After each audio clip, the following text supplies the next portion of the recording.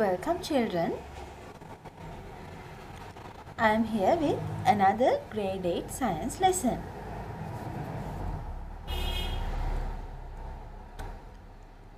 Today our lesson is Human Organ Systems Part 2.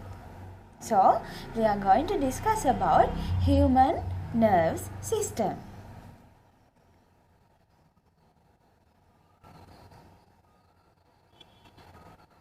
Okay, let's continue the lesson about human nerve system. To complete our day-to-day life activities correctly, our body should adjust according to the conditions of the surrounding. For that, there should be a better coordination between the environment and the body. Let's see some examples. When threading a needle, the muscles of the hand and our eyes should coordinate well to fulfill the function correctly. Also, when hitting a ball, it should coordinate the eyes with the muscles in hands, neck and legs to hit the ball to go to a aim. Then, when touching something really hot, there should be a better coordination among the skin and the muscles of our hand to reduce the damages by burning. Also, to drive a vehicle, our eyes and ears must be coordinated properly with the muscles of our body. So, those are some events that is very helpful to clear that there should be a better coordination between the environment and the body.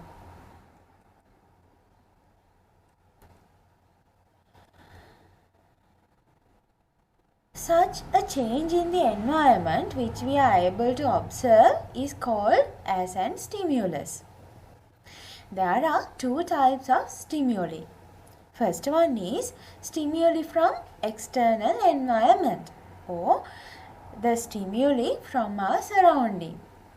Such stimuli are moving an objects, changing the intensity of light, occurring sounds, and changing the environmental temperature. Those are few examples only. And the other type of stimuli is stimuli from internal environment or from inside our body. Those are microbial infections, body temperature variations, and variations in heartbeat. Those are some examples for the stimuli from internal environment. Then, identification of these stimuli is called sensation. Also, we can explain the sensation as receiving observations correctly from the surrounding or from our body. It is called sensation. The sensory organs which are received the sensations are the receptors. These sensory organs help us to detect the changes in the environment. So, we call these sensory organs as receptors.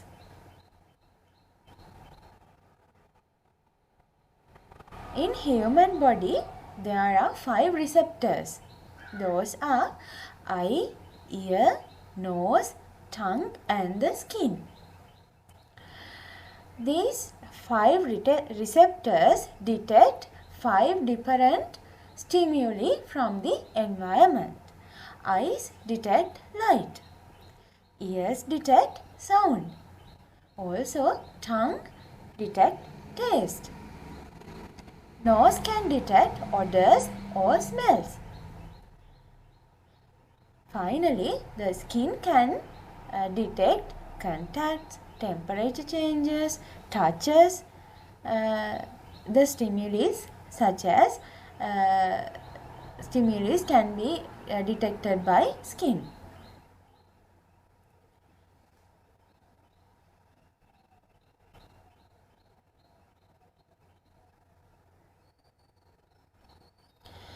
When we got a stimuli or when we receive a stimuli, we have to react. So, the action that's shown by the body to a stimuli is called a reaction. The body parts which are participating to show that reaction is called an effector. Usually, the muscles and the glands in our body act as the effectors. So, considering all these points, we can give a specific definition for the word coordination. It is the proper interaction between the receptors and the effectors which sets in reacting to a stimulus. Again, the proper interaction between the receptors and the effectors which sets in reacting to a stimulus is known as the coordination.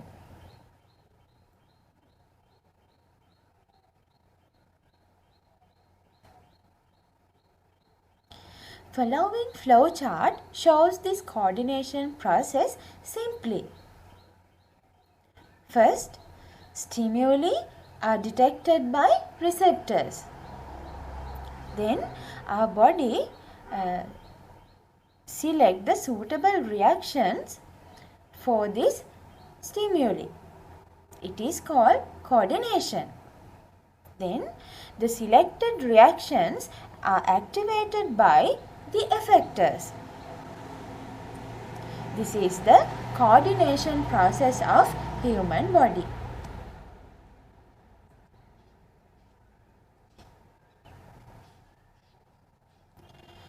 There are two main coordination types in human body. Those are nerves coordination and the chemical coordination. Nerves coordination is carried out by our nervous system, and the chemical coordination is carried out by hormones. So, from this lesson, we specially discuss about the nerves coordination only. We don't discuss further about chemical coordination from this lesson.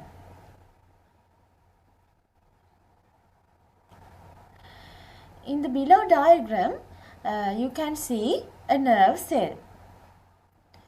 From collecting a large number of nerve cells like this, it has created our nerve system. These nerve cells are named as neurons.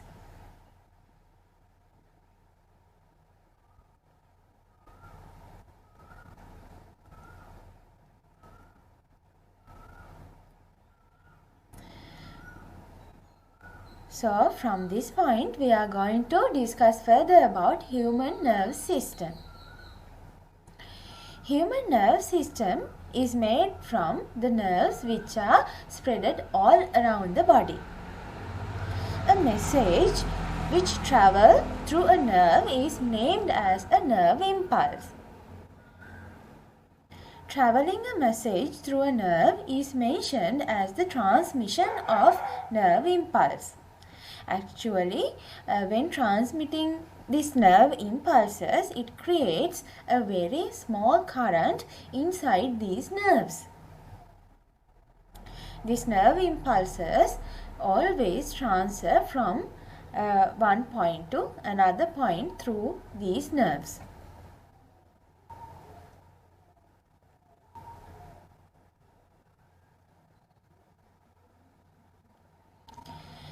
Human nerve system is consist with two main parts. They are central nerve system and the peripheral nerve system. Central nerve system is carried out the coordination process of human body, and it controls the all the other functions in our body. But the peripheral nerve system gives the help to complete the function of central nerve system. So first, let's discuss about the central nerve system. This part is consist with brain and the spinal cord. The nerves coordination is controlled totally by this central nervous system. Spinal cord direct the brain messages to the relevant part of the body. When we consider about the brain, it has 3 parts.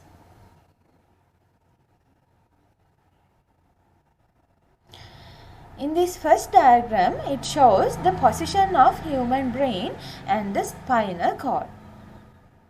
And the second diagram illustrates a cross section of a brain which is clearly show the main 3 parts of the brain. Those brain parts are cerebrum, cerebellum, medulla oblongata.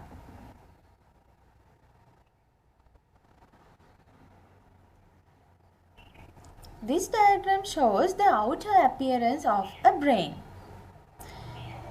You can see that there are some trenches in our human brain.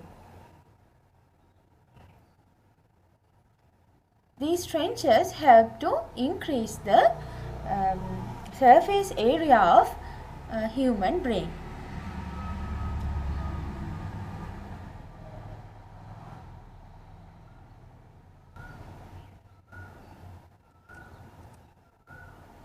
Parts of the brain and their functions. The first part is cerebrum, or we call it as cortex. Cerebrum has divided into 2 lobes as right cortex and left cortex. The functions of the cortex are recognition of senses, controlling higher brain functions such as thoughts and intelligence. Then controlling the muscular movements which are intended with the specific actions. We call these specific actions as voluntary actions. This cerebrum is the largest part of the brain. It takes the highest volume from the overall brain. When we consider about the human brain, human have the largest cerebrum or the largest cortex when comparing with other animals. That is the reason to have a higher intelligence level in a human mind, because the cerebrum is very large than the other animals. Then the next brain part is cerebellum. It regulates body balance, and also it helps regulate the actions like walking, swimming and cycling. All these events, when we are engaging in these activities, we have to keep our body balance. So this body balance is kept by the cerebellum. Then the third part is medulla oblongata. It controls the automatic functions or the non-voluntary actions like heartbeat, breathing movements, such as those activities automatically doing inside our body without our knowledge. We don't think about these actions, but they automatically done inside our body. So we call these actions as non-voluntary actions. So those are the functions of each brain part.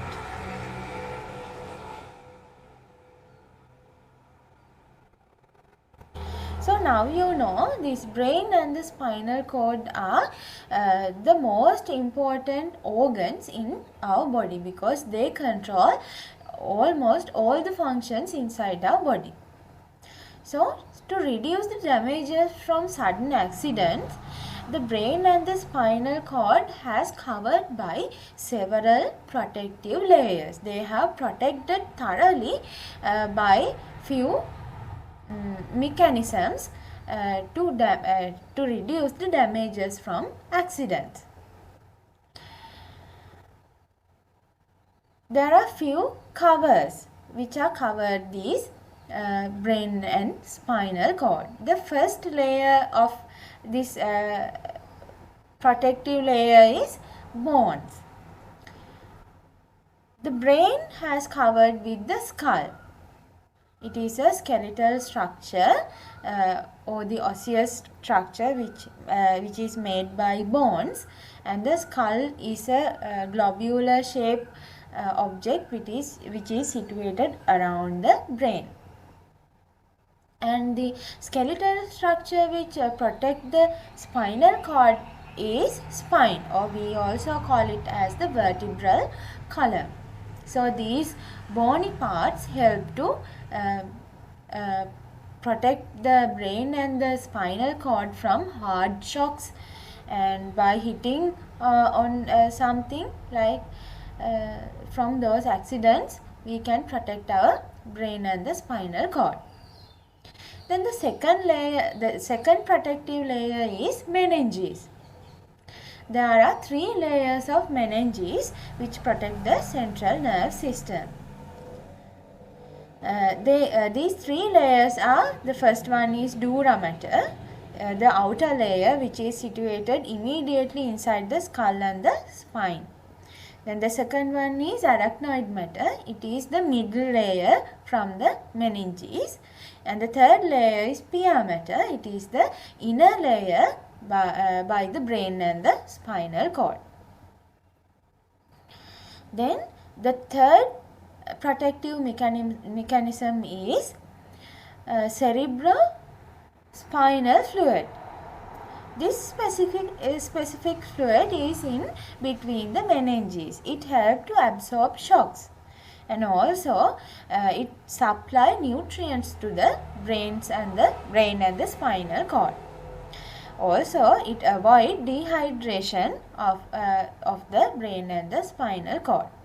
Then it helps to maintain a constant pressure level inside this brain cavity. Then it prevents the microbial infection. So it is clear that the cerebrospinal fluid is very helpful to protect our brain and the spinal cord from many dangerous situations. Okay, from this first diagram you can observe the position of the skull and the vertebral column. And the second diagram shows how the cerebrospinal fluid and the meninges are situated inside the skull and the vertebral column.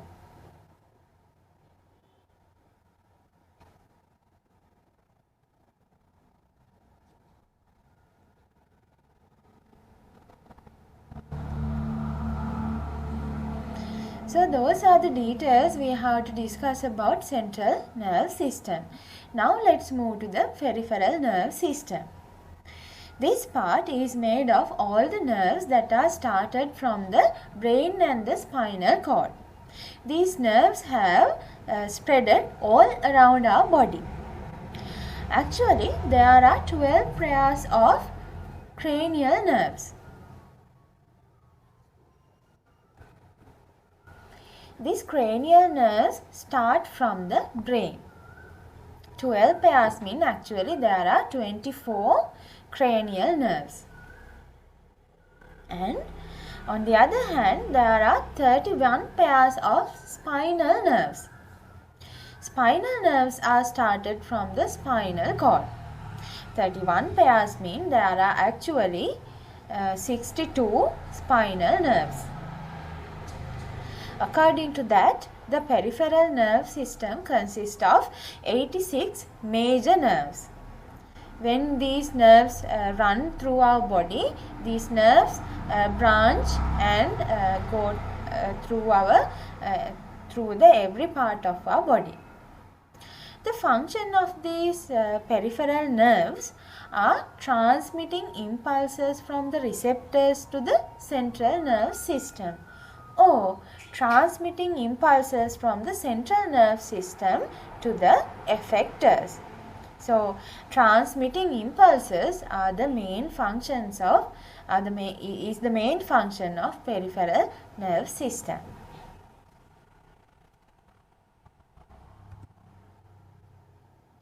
This diagram shows the central nerve system and the peripheral nerve system.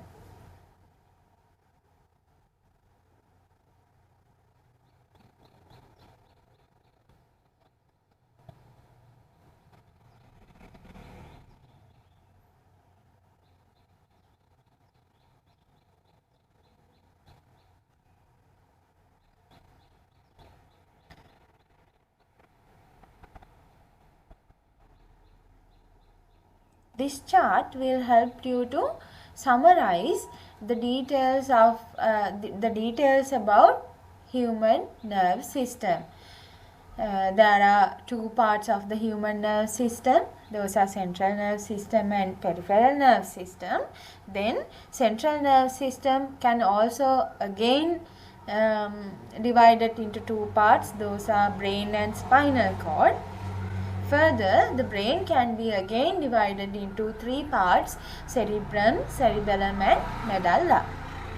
Then when we consider about peripheral nerve system, we can divide peripheral nerve system into two parts: cranial nerves and spinal nerves. There are 12 pairs of cranial nerves and 31 pairs of spinal nerves. So this is the summary for our lesson.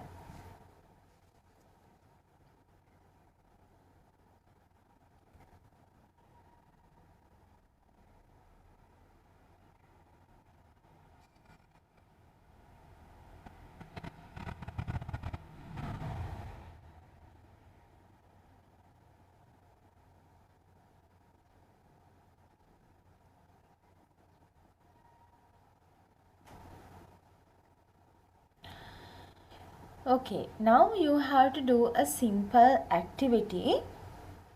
We are going to measure the speed of nerve impulses in our body. For this activity, you will need a 30 centimeter ruler, and also you need to get the help of another partner from your family member or one of your friends. Look at the diagram. According to this diagram, you can carry out this activity. What you have to do is ask your family member or the friend to hold the ruler as shown in the figure. There, your partner should hold the ruler from the 30 centimeter end, and the 0 centimeter end should be directed toward the ground. And you have to keep a distance between your hand and this 0 centimeter end. Then ask your partner to release the ruler from his hand and try to catch it as soon as possible when he releases it from his hand. Then record the value mentioned in the ruler when your thumb touch the ruler. Repeat the same activity 5 times and record your readings. Then ask your other family members to join with you and let them to do the same activity several times and record all the observations. From that, you will be able to see that if a person get a value around 0 centimeter, it means his nerve impulses are very fast. But if someone get a value around 30 centimeter, it means his nerve impulses are very slow. Then if you are able to do this activity to your family member, then you can compare these readings with their age, with their if someone is in sick, or if someone is very young, or like that, you can compare the readings and you can get conclusions about that the age limit and the medical health condition, how it affect on the human nerve impulses. So try to do it at your home.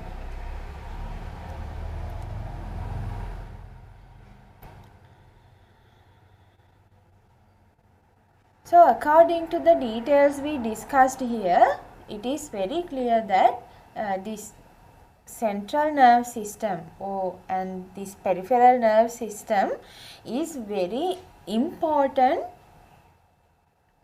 to maintain our body functions. So we have to be careful about our nerve system. We have to maintain a healthy nerve system. So there are some measures we have to follow to gain a healthy nerve system. These are the measures that we have to follow. We have to maintain a balanced nutritional level from our childhood. And the next one is prevent children facing accident like hitting or falling. It is because in the small children, their skull and the spinal cord is not that much stronger as a grown man. So they can have damage easily. Then preventing children facing an addiction to mobile phone screen, television screen and the other electronic devices, because these electronic devices can harmful to our nerves and sometimes to our vision also. Then during pregnancy, mother should get proper nourishment to develop the baby physically and mentally well. If the mother is well nourished, this nourishment goes to the baby also. So the newly growing baby get enough nutrition to grow their brain well. Especially mothers should get enough amount of folic acid and iron to the well grown of the baby's nerve system. Then the other one is getting correct postures during day-to-day activities like sports, exercises, when sitting or sleeping, or while lifting burdens. If we don't follow the correct postures, our nerve system can be severely damaged, and these damages will be non-reversible damages. It means we will not be able to fix these damages correctly, and we'll have to continue our lifetime with these difficulties. So we have to be careful to correct postures. And then getting enough sleep per day, because our brain functions need sleep. While we are sleeping, our brain is activating while we are sleeping, but sleep gives a rest to our nerves, so that we must get enough sleep per day. Actually it's better if we get a sleep around 6 or 7 hours. Then the other thing is that we have to consider controlling mental stress and depression, and also the anxiety. Stress, depression and anxiety are severe medical conditions which are affected to our brain, So we have to get suitable medical advices if we are suffering from stresses or depression or the anxiety. Then practicing intelligence development activities like chess, those activities are help to develop our brain functions, and they accelerate our brain functions. In any accident situation, the patient should keep on a hard flat surface to reduce the movements of his body, because when an accident occur, it can be there can be damages in our nerve system. So if we move this patient without considering these damages, his nerve system can be further damaged. So we have to be more careful about when moving these accident patients. Then this patient should bring to the nearest hospital as soon as possible, because we cannot give the first aid such patient, because there can be severe damages occur to the brain or the spinal cord. So we cannot give them the first aid. We have to the only thing we can do is we can bring him to a hospital to get the correct and immediate medical treatments. So those are the things we have to be careful about our nerve system. I think you could learn and you could gain many knowledge about this human nerve system. So hope to meet you with another lesson. So stay with us, children. I'll come here with you another science lesson. Until that, see you and thank you for watching.